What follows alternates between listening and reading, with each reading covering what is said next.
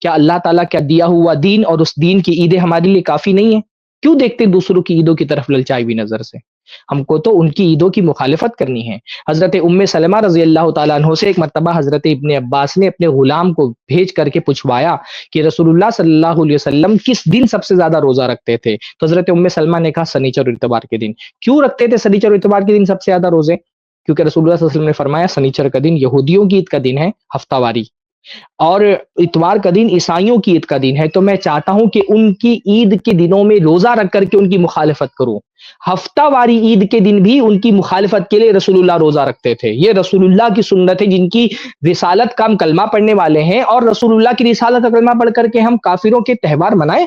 رسول اللہ ان کی ہفتہ واری عیدوں میں بھی روزہ رکھ رہے ہیں، کیونکہ عید کے دن روزہ نہیں رکھا جاتا، تو روزہ رکھ کر کے ان کی عید کی ہفتہ واری عید کی مخالفت کر رہے ہیں، اور ہم ان کی سالانہ عید میں ان کو مبارکبادیاں دے رہے ہیں۔ رسول اللہ صلی اللہ علیہ وسلم عاشورہ کا روزہ رکھ رہے ہیں، رسول اللہ صلی اللہ علیہ وسلم نے یہ دیکھا کہ عاشورہ کے دن یہودی بھی روزہ رکھتے ہیں، مسلمان بھی روزہ رکھ رہے ہیں، دونوں میں مشابہت ہو جا رہی ہے۔ روزہ رکھنے کا بہت جینوین سبب ہے کہ اس دن فرعون غرقاب ہوا تھا، حضرت موسیٰ فتح یاب ہوئے تھے، لیکن اس کے باوجود کہ سبب جینوین تھا، رسول اللہ صلی اللہ علیہ وسلم نے جب دیکھا کہ مسلمان اور یہود دونوں میں مشابہت ہو رہی ہے روزہ رکھنے کی وجہ سے، رسول اللہ نے فرمایا اگر میں اگلے سال زندہ رہا لأصومن التاسع، تو میں 9 ذوالحجہ کا بھی روزہ رکھوں گا، تاکہ ہمارے اور ان کے درمیان میں تشابہ نہ ہو، مشابہت نہ ہو، ان سے مخالفت ہو سکے۔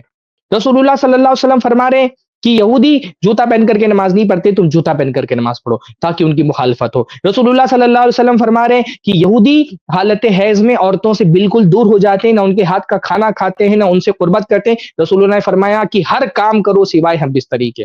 خود اللہ کے نبی صلی اللہ علیہ وسلم حضرت عائشہ کے ساتھ کھانا کھانے کے لیے بیٹھ رہے ہیں، تو گوشت اٹھا رہے ہیں ہڈی سے، کاٹ کر رہے ہیں، حضرت عائشہ کاٹ کے رکھ رہی ہیں، جہاں سے حضرت عائشہ نے کاٹا وہیں سے کاٹ کے رکھ رہے ہیں۔ حضرت عائشہ شوربہ پی رہی ہیں، پینے والی چیز گھما کر کے جہاں سے حضرت عائشہ نے ہونٹ لگا کر کے پیا وہاں سے پی رہے ہیں، یہودیوں کی مخالفت میں کہ یہود عورتوں کے ساتھ کھانا نہیں کھاتے، میں تو جہاں سے میری بیوی نے ہڈی کاٹ کر کے گوشت رکھی ہے میں وہیں سے کاٹوں گا یہودیوں کی مخالفت کے لیے۔ رسول اللہ صلی اللہ علیہ وسلم کہہ رہے ہیں، دیکھ رہے ہیں کہ ایک بوڑھے بزرگ آدمی کے داڑھی اور سر کے بال سفید ہو چکے ہیں، فرمانے غیروا ھذا الشیب مخالف الیہود، کہ اس طرح سے سفید بال یہود رکھتے ہیں، اس پہ خضاب لگاؤ اور یہود کی مخالفت کرو۔ ہمارے دین میں اس درجے میں یہود کی مخالفت مطلوب ہے، ان سے اپنے آپ کو الگ رکھنا مطلوب ہے، اپنے دین کو ان کے دین سے الگ رکھنا مطلوب ہے۔ ہمارا دین اور ان کا دین بیچ میں ایک لائن ہے جس کو کبھی کراس نہیں کیا جا سکتا ہے۔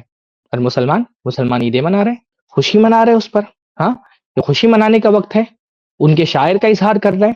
میں نے دیکھا کہ بعض اسکولوں میں سیلیبریٹ کیا جا رہا ہے کرسمس کا دن، اور مسلمان بچے سیلیبریٹ کر رہے ہیں۔